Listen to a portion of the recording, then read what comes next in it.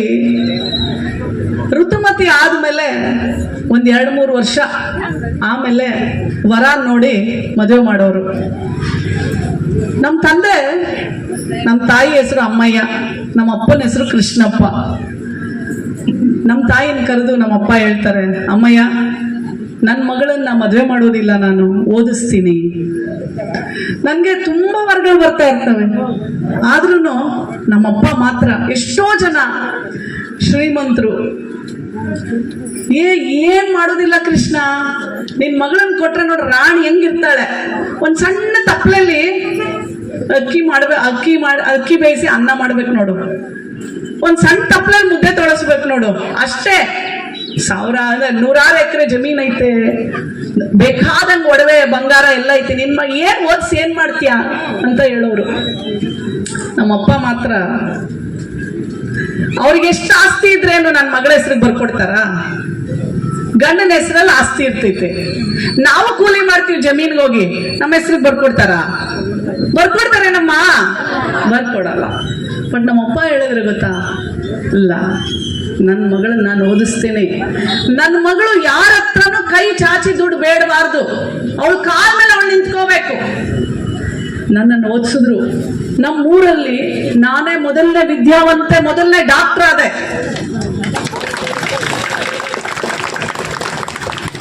ನಮ್ಮಪ್ಪ ನಿಜವಾದ ಬದುಕಿದ್ದಂತ ಅಂಬೇಡ್ಕರ್. ಯಾಕೆಂದ್ರೆ ಅಂಬೇಡ್ಕರ್ ಏನ್ ಹೇಳೋದು, ಮೊದಲು ನಮ್ಮ ಮಕ್ಕಳಿಗೆ ಶಿಕ್ಷಣ ಕೊಡಿ. ಮೊದಲ ಕಾಲದಲ್ಲಿ ಹೆಣ್ಣು ಮಕ್ಕಳಿಗೆ ಶಿಕ್ಷಣ ಇಲ್ಲ, ಏನೋ 8, 9ನೇ ಕ್ಲಾಸ್ 10ನೇ ಕ್ಲಾಸ್ ಓದಿಸಿ. ಮೊದಲು ಋತುಮತಿ ಆಗಿ ಒಂದು 5 ವರ್ಷ ಆದ್ರೆ ಹೇಳೋರು, ಏನು ಮೈನೇರ್ದು 5 ವರ್ಷ ಆಯ್ತು, ಇನ್ನ ಮದುವೆ ಮಾಡಿಲ್ಲ ನೀವು ಹೆಣ್ಣು ಮಗಳಿಗೆ ಅಂತ ಹೇಳೋರು. ಹೌದಾ ಇಲ್ವೋ? ಹೌದಾ ಇಲ್ವೋ? ನಮ್ಮ ಅಜ್ಜಿ 8 ವರ್ಷಕ್ಕೆ ಮದುವೆ ಮಾಡಿದ್ರಂತೆ ನಮ್ಮ ಅಜ್ಜಿಗೆ. ನಮ್ಮ ಅಜ್ಜಿಯವ್ರ ಊರು ಮಾರೇನಹಳ್ಳಿ, ನಮ್ಮ ಅಜ್ಜಿಯವ್ರ ಊರು ಬಂದು ನಾರಾಯಣಪುರ, ನಾಗನಹಳ್ಳಿ ಹತ್ರ ನಾರಾಯಣಪುರ, ಕೊಟ್ಟಿದ್ದು ಮಾರೇನಹಳ್ಳಿ. ನಮ್ಮ ಅಜ್ಜಿ ನನಗೆ ಹೇಳೋರು, ನಾನು ಇನ್ನ ಋತುಮತಿನೇ ಆಗಿರ್ಲಿಲ್ಲ, ನಾನು ಮದುವೆ ಮಾಡ್ಬಿಟ್ರು ಅಂತ. ನಮ್ಮ ತಾಯಿ ಋತುಮತಿ ಆಗಿ ಮುಂದಿನ ವರ್ಷಕ್ಕೆ ನಮ್ಮ ತಂದೆ ಮದುವೆ ಮಾಡ್ಕೊಂಡ್ರು. ಬಟ್ ನಾನು ಋತುಮತಿ ಆಗಿ ಡಾಕ್ಟರ್ ಆಗಿ ನಂತರ ನಾನು ಇಷ್ಟಪಟ್ಟಂತ ಹುಡುಗನ್ಗೆ, ಅದಕ್ಕೆ ಚೌಧರಿ ಅಂತ ಎಲ್ರಿಗೂ ಕನ್ಫ್ಯೂಷನ್, ಚೌಧರಿ ಅಂದ್ರೆ ಮೇಡಮ್ ಯಾರು, ನಮ್ಮವರ ಉತ್ತರ ಭಾರತದವರ ಅಂತ. ನಾನು ಮದುವೆ ಆಗಿರೋದು ಗುಲ್ಬರ್ಗಾ ಹುಡುಗನ್ನ, ಅವರು ಡಾಕ್ಟರ್ ರಮೇಶ್ ಚೌಧರಿ ಅಂತ ಅವ್ರ ಹೆಸರು, ಹಂಗಾಗಿ ಅದು ನಾಗಲಕ್ಷ್ಮಿ ಚೌಧರಿ ಅಂತ ಹೆಸರು ಬಂತು. ಸೊ ಹಾಗಾಗಿ ನಾನು ಯಾಕೆ ಈ ಮಾತು ಹೇಳ್ತೀನಿ ಅಂದ್ರೆ, ಪುಟ್ಟ ಮಕ್ಕಳು ಇವತ್ತೆಲ್ಲ ಕಳಸ ಹಿಡ್ಕೊಂಡು ನನ್ನ ಕರ್ಕೊಂಬಂದ್ರು. ಕೇಳಿಸ್ತಾ ಇದೀಯಾ? ನಾನು ಬಂದಿದ್ದೀನಿ ಅಂದ್ರೆ ನನ್ನ ಮಕ್ಕಳೆಲ್ಲ ತಿಳ್ಕೋಬೇಕು, ಗಂಡಸ ಮಕ್ಕಳನ್ನು ತಿಳ್ಕೋಬೇಕು. ನನಗಿರೋ 2 ಗಂಡು ಮಕ್ಕಳು, ಹೆಣ್ಣು ಮಕ್ಕಳು ಇಲ್ಲ ನೋಡ್ರಿ ನನಗೆ. ನನ್ನ ಮಕ್ಕಳೆಲ್ಲಾನು ಚೆನ್ನಾಗಿ ಓದಬೇಕು, ಅದು ಗಂಡು ಮಗಳಿರ್ಲಿ ಹೆಣ್ಣು ಮಗಳಿರ್ಲಿ. ನೀವೆಲ್ಲ ಚೆನ್ನಾಗಿ ಓದಿದ್ರೆ ಒಂದಿನ ನನಗಿಂತ ಚೆನ್ನಾಗಿ ಆಗ್ತೀರಾ. ನಾನಿಲ್ಲಿ ತಹಶೀಲ್ದಾರ್ಗೆ ಕೇಳ್ತಾ ಇದ್ದೆ, ಇಒ ಅವ್ರಿಗೆ ಕೇಳ್ತಾ ಇದ್ದೆ. ತಹಶೀಲ್ದಾರ್ ಅವರು ಸರ್ಕಾರಿ ಶಾಲೆಯಲ್ಲಿ ಓದಿರೋದು, ಎಷ್ಟು ಹೆಮ್ಮೆ ಅಲ್ವಾ? ಓದಬೇಕು. ಅವಾಗ್ಲೇನೆ ನೋಡಿ, ನಾನು ಡಾಕ್ಟರ್ ಆದೆ, ನಂತರ ರಾಜಕಾರಣಕ್ಕೆ ಬಂದೆ, ರಾಜಕಾರಣದಲ್ಲಿ ಕೆಲಸ ಮಾಡಿದೆ, ಟಿವಿಯಲ್ಲಿ ಒಂದೇ ಮಾತಾಡ್ಕೊಂಡು, ಅಂದ್ರೆ ನನ್ನನ್ನು ಸ್ಪೋಕ್ಸ್ ಪರ್ಸನ್ ಮಾಡಿದ್ರು. ನಾನು ಕಷ್ಟಪಟ್ಟು ಬಂದಿದ್ದೀನಿ, ಎಲ್ಲ ಸುಲಭ ಅಲ್ಲ. ತಂದೆ ಇಲ್ಲ, ನನಗೆ 20 ವರ್ಷ ಆಯ್ತು, ನಮ್ಮ ಅಪ್ಪ ಇಲ್ಲ. ರಾಜಕಾರಣದಲ್ಲಿ ಒಂದು ಹೆಣ್ಮಗಳು ಬೆಳಿಬೇಕು ಅಂತಂದ್ರೆ ತಂದೆ ಇರಬೇಕು, ಇಲ್ಲ ಮನೆಯವ್ರ ರಾಜಕಾರಣದಲ್ಲಿ ಇರಬೇಕು, ಎರಡೂ ಇಲ್ಲ ನನ್ನಲ್ಲಿ. ನನಗೆ ನಿಮ್ಮ ಪ್ರೀತಿನೇ, ನಿಮ್ಮ ಒಂದು ನಂಬಿಕೆ ಇದೆಯಲ್ಲ, ನಿಮ್ಮ ವಿಶ್ವಾಸನೇ ನನ್ನ ಶಕ್ತಿ. ನನಗೆ ಬೇಕಾದಷ್ಟು ಜನ ಬೇಕಾದ ಹೇಳ್ತಾರೆ, ನಾನು ಮಾತಾಡೋ ಪ್ರತಿಯೊಂದನ್ನು ವಿಡಿಯೋ ಆಗಿ, ಅದು ನೀವೆಲ್ಲ ನನ್ನನ್ನು ಗುರ್ತಿಡ್ದಿದ್ದು ಇವತ್ತು ನನ್ನ ಸೋಷಿಯಲ್ ಮೀಡಿಯಾದಲ್ಲಿ ನನ್ನ ನೋಡೆ ಎಲ್ಲರೂ ಹೇಳ್ತಿದ್ರು. ಅಜ್ಜಿ ಹೇಳಿದ್ರು ನನಗೆ, ಅವ್ವ ನಿನ್ನನ್ನ ನಾನು ವಿಡಿಯೋದಲ್ಲಿ ನೋಡ್ತೀನಿ, ಇವತ್ತು ನಿನ್ನನ್ನು ನೋಡಿದೆ. ಎಷ್ಟೋ ಜನ ಅದನ್ನ ಆಡ್ಕೋತಾರೆ ನೋಡ್ರಿ. ಮಹಿಳಾ ಆಯೋಗದ ಒಂದು ದೊಡ್ಡ ಉದ್ದೇಶನೇ ಅರಿವನ್ನ ತರೋದು. ಡಾಕ್ಟರ್ BR ಅಂಬೇಡ್ಕರ್ ಅಂದ್ರೆ ಬರೀ ಹೆಸರಲ್ಲ ರೀ, ಅದು ಒಂದು ಕ್ರಾಂತಿ, ಅದು ಒಂದು ಬೆಳಕು, ಅದು ಒಂದು ಅರಿವು. ಮಹಿಳಾ ಆಯೋಗದ ಒಂದು ದೊಡ್ಡ ಪ್ರಾಮುಖ್ಯತೆ ಕೆಲಸನೇ ಜನರಲ್ಲಿ ಅರಿವು ಮೂಡಿಸೋದು. ಇವತ್ತು ಸೋಷಿಯಲ್ ಮೀಡಿಯಾ ಬಹಳ ದೊಡ್ಡ ಪ್ಲಾಟ್ಫಾರ್ಮ್ ರೀ. ಹಾಗಾಗಿ ಖಂಡಿತ ನಾವು ಮಾಡೋ ಕೆಲಸ ಎಲ್ಲ ಸೋಷಿಯಲ್ ಮೀಡಿಯಾದಲ್ಲಿ ಬರುತ್ತೆ. ನನ್ನ ಜನಕ್ಕೆ ತಿಳುವಳಿಕೆ ಬರಬೇಕು, ಅರಿವು ಬರಬೇಕು, ಪ್ರಶ್ನೆ ಕೇಳಬೇಕು, ಅಭಿವೃದ್ಧಿ ತಗೋಬೇಕು, ಯೋಜನೆಗಳನ್ನ ಪಡ್ಕೋಬೇಕು. ಅಲ್ಲೇ ನಿಜವಾದ ಅಂಬೇಡ್ಕರ್ ಬದುಕೋದು. ನಾನು ಆ ಒಂದು ದಾರಿಯಲ್ಲಿ ನಡೆಯುವಂತ ಹೆಣ್ಮಗಳು. ಯಾರೇನ್ ಬೇಕಾದ ಅನ್ಕೊಳ್ಳಿ, ಐ ಡೋಂಟ್ ಕೇರ್.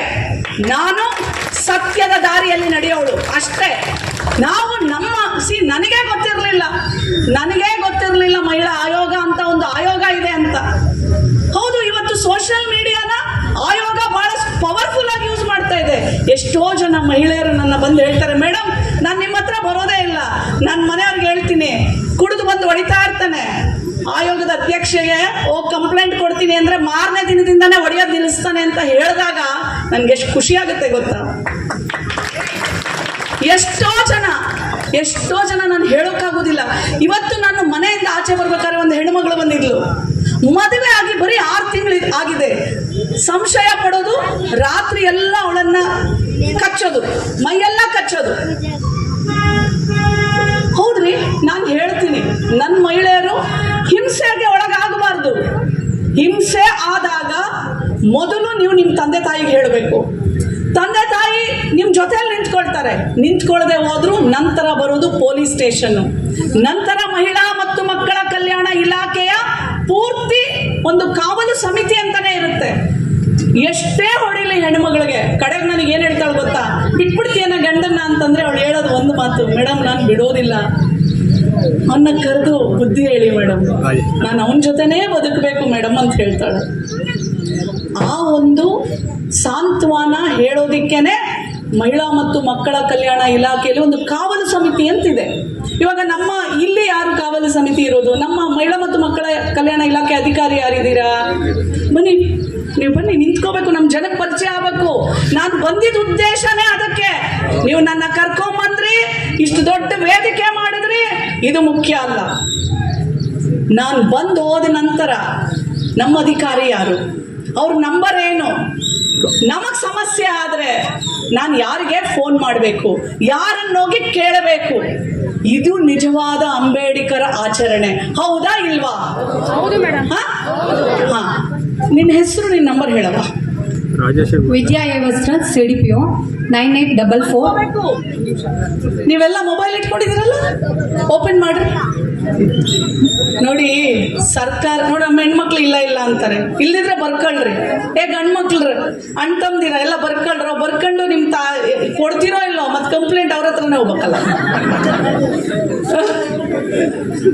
ನೀವು ಯಾರು ತಪ್ಪು ತಿಳ್ಕೊಬಾರ್ದ್ರಿ. ಯಾಕೆ ಅಂದ್ರೆ ಗಂಡ ಸತ್ತಿರ್ತಾನೆ. ನಾನು ವಿಜಯಪುರದಲ್ಲಿ ಮೊನ್ನೆ ವಿಧವಾ ಸಮಾವೇಶ ಮಾಡಿದೆ.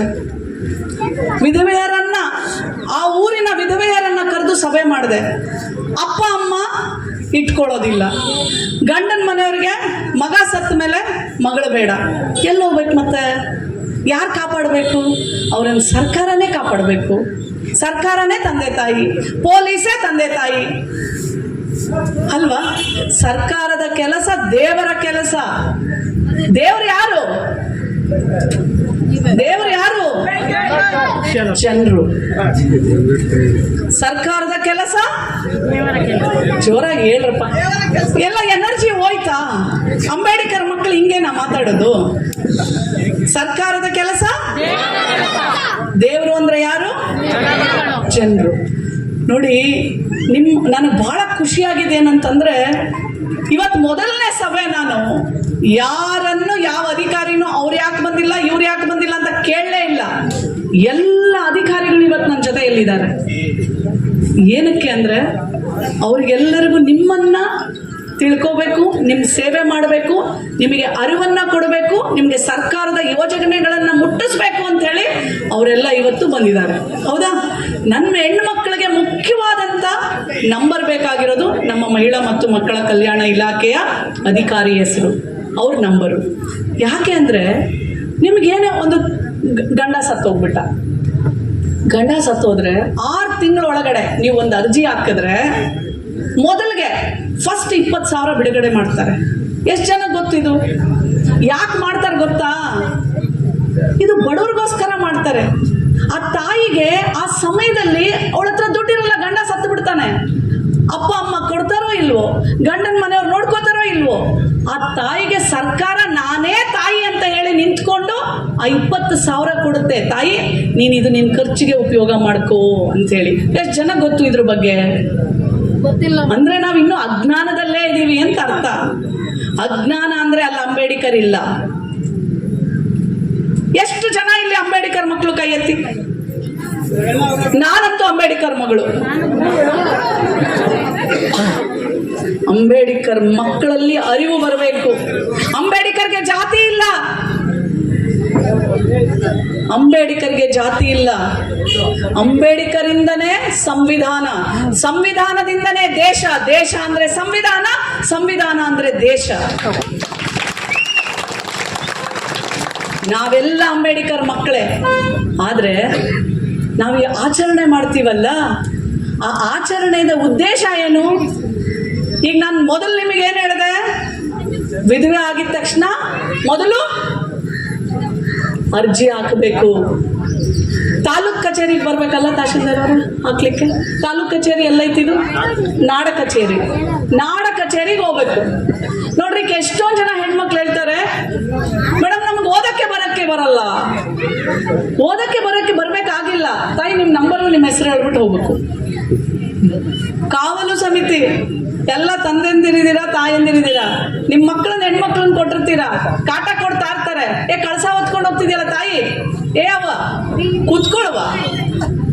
ನೀವು ಯಾರು ಹೋಗ್ಕೊಡುದು, ನೀವೆಲ್ಲ ಕುತ್ಕೋಬೇಕು. ನಿಮ್ ಜೊತೆ ಮಾತಾಡಕ್ ನಾ ಬಂದಿರೋದು. ಕುತ್ಕೋವ. ನೀವು ಮನೇಲಿ ಕಾಟ ಕೊಡ್ತಿರ್ತಾರೆ, ನೀವು ಅವಾಗ ಅಧಿಕಾರಿಗೆ ಫೋನ್ ಮಾಡಿದ್ರೆ ಅವರು ನಿಮ್ಮ ಹತ್ರ ಇನ್ನೂ ಚಿಕ್ಕ ಕೆಳ ಅಧಿಕಾರಿನ ಕರೆಸ್ಕೋತಾರೆ, ಸಾಂತ್ವನ ಹೇಳ್ತಾರೆ, ಕೌನ್ಸಿಲಿಂಗ್ ಮಾಡ್ತಾರೆ. ನೋಡಪ್ಪ ಹಿಂಗಲ್ಲ, ಹಿಂಗ್ ಮಾಡಿದ್ರೆ ಹಿಂಗಾಗತ್ತೆ. ಎಷ್ಟೋ ನೂರಾರು ಸಂಸಾರಗಳು, ಸಾವಿರಾರು ಸಂಸಾರಗಳು ಒಂದಾಗಿರೋದು ಉಂಟು. ಹಾಗಾಗಿ ಮತ್ತೆ ಯಾವುದೇ ಒಂದು ನಿಮ್ಗೆ ನೋಡಿ, ಹಲೋ ಮಾತಾಡೋಂಗಿಲ್ಲ. ನಾನು ಆಮೇಲೆ ಪ್ರಶ್ನೆ ಕೇಳ್ತೀನಿ. ನಾನು ಟೀಚರ್ ಇದ್ದೀನಿ, ಡಾಕ್ಟರ್ ಮಕ್ಕಳಿಗೆ ಪಾಠ ಮಾಡಿದ್ದೀನಿ, ನಾನು ಡಾಕ್ಟ್ರು.